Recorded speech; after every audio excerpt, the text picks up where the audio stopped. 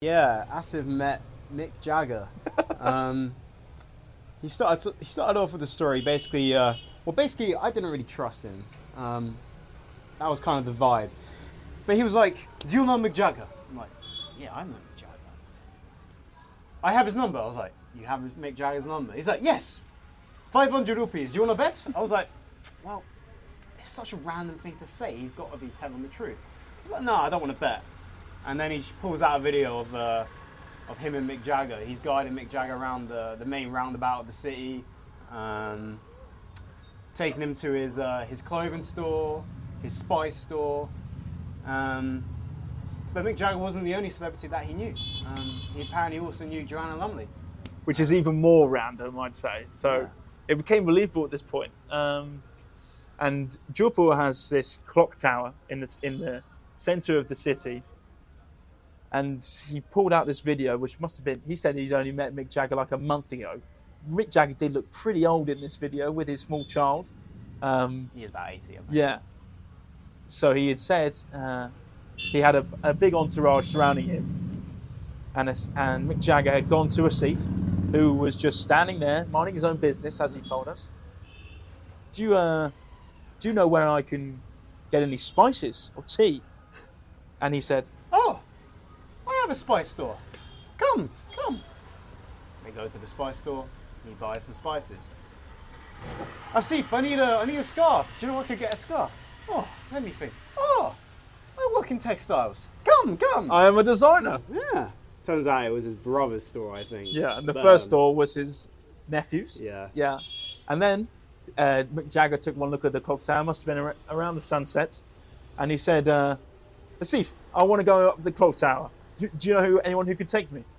And he went, Oh, I'm a guide actually as well. Come. So turns out Asif was many things. a man of many talents. And through his kindness towards Mick Jagger, who then asked Asif, do you know who I am? And he went, no. I'm Mick Jagger. Who is Mick Jagger? So I get out my phone and go into Google. Mick Jagger. Mick Jagger comes up. Oh, this is Mick Jagger. You are Mick Jagger. Of course, Mick Jagger is probably one of the greatest musicians to ever walk this planet. Yeah. But Asif had no idea who he was. And then in doing so, through his kindness, Mick Jagger offered for him to come out to LA and meet his favourite superstar, Shakira. Yeah, and Rihanna. So Asif says Mick has booked the flights for him to go to LA, and he's going out in a few weeks or so. With his whole family, With his whole family. Yeah.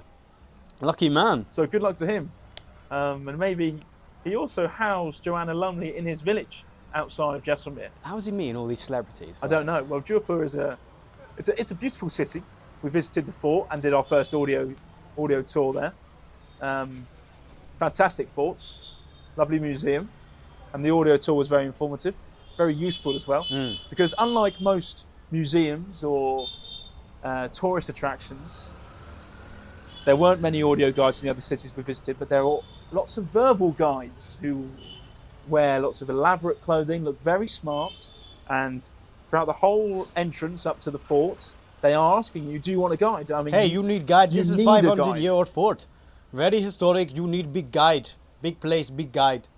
Nick has been practicing his Indian accent, so let us know if you think it's culturally appropriate or a decent accent. It's just our language, isn't it? But it's not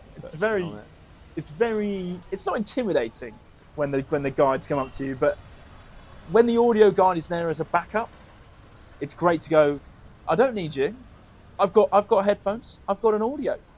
They're going to give me a better and more informative version, so I'll take that every time. Thank you. But Jaipur was lovely. We probably could have spent a few more days there. We had the best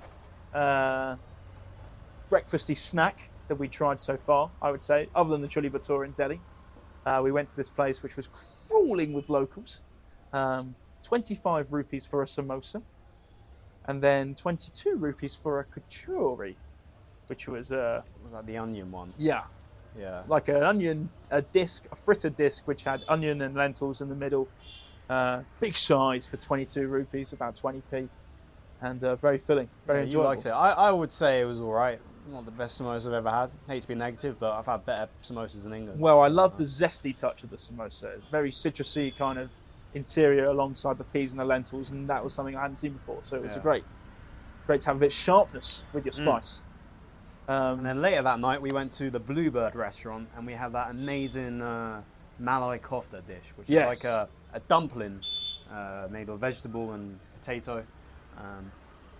Basically the same design as a lamb kofta that you'd get put on your grill at home.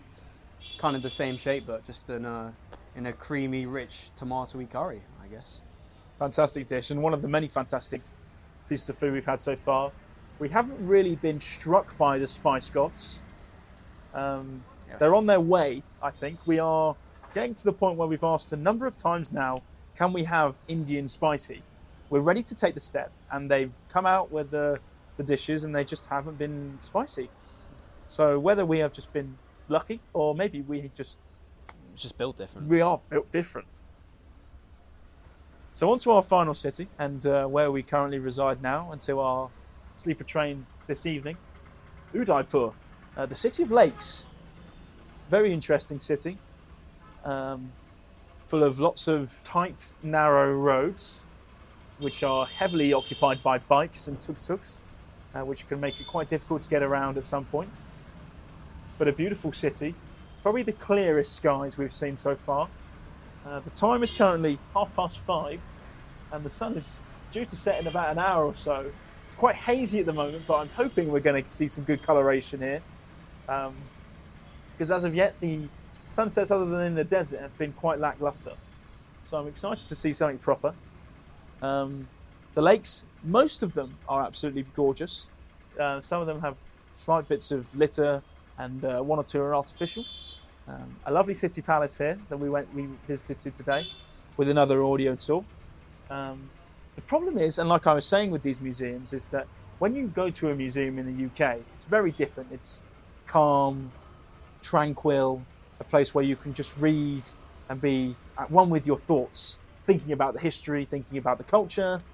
Whereas, like anywhere else in India, a museum is incredibly chaotic, filled with lots of people, and very loud.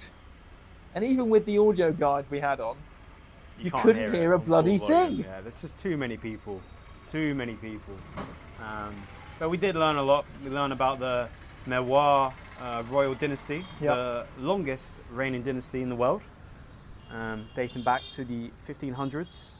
The line has been kept intact, despite the Mughal invasions, acquisition of India from the British.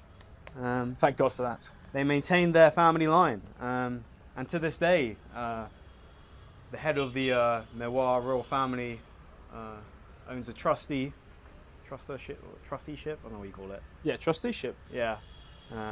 Apparently does wonders for the Udaipur community, although there is still much work to be done. But as we walked down the street today, JCB crane was tearing apart an electric pylon in the middle of the street. Not in the most safest, the safest manner. The roadblock they had was 4 or 5 bikes blocking the road, and a man going, "You can't pass here. You can't pass here." The traffic is also just like the streets. They're tiny. It's kind of similar to maybe Venice or Rome, but it's just clogged with motorbikes and tuk-tuks. And like as soon as they start clogging up, you start to see the smog develop, and it's quite bad. A simple solution would be to get everyone to cycle. So maybe the leader of the Mewar royal family needs to encourage a drive to get residents to take up cycling. And we should know that in every city in Rajasthan they do have a royal family. I think most of them are still going. So that adds another level of rich history and culture. They do preserve most of the forts pretty well, and the architecture itself is pretty fantastic on the inside, very different to anywhere else we've seen. Probably the most grandiose palace we have seen thus far. Yeah, the one in Udaipur. Yeah. They have a love for peacocks as well, the national bird of India. Oh yes. Which I find fascinating because I do love a peacock. Also, Udaipur was once staged the greatest battle Rajasthan has ever seen. That was well documented in the palace. Can't remember what it's called, the Battle of Hagadagi. Yeah, Hadigagi. But I won't bore you with the histories. But definitely, if you ever come to Udaipur, go to the palace here.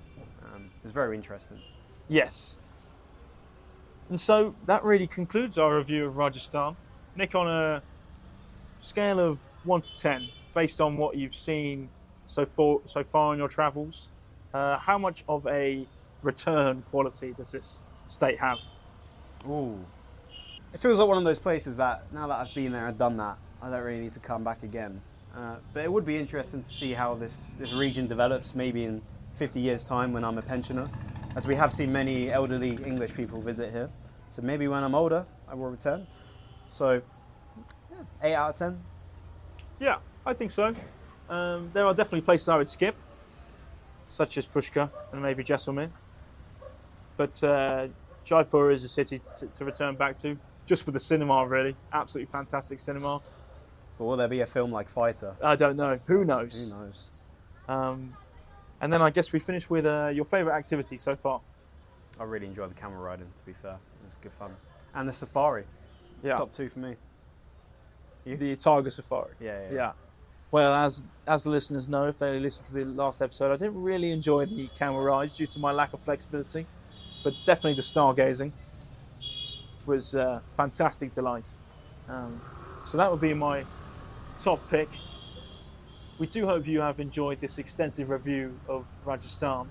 The next time you hear from us, Nick and I will be Bombay!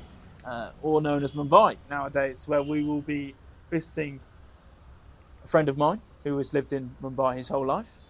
We will also be accompanied by a new travelling companion, Mr. Aryan Shah, for next 10 days or so. Yeah, 10 days. Yeah. So you might hear a new voice on the channel, or a few new voices on the channel. So make sure to tune in for that.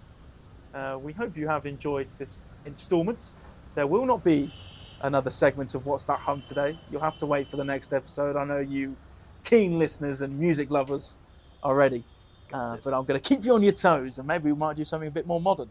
But for now, we do hope you have enjoyed listening about our travels around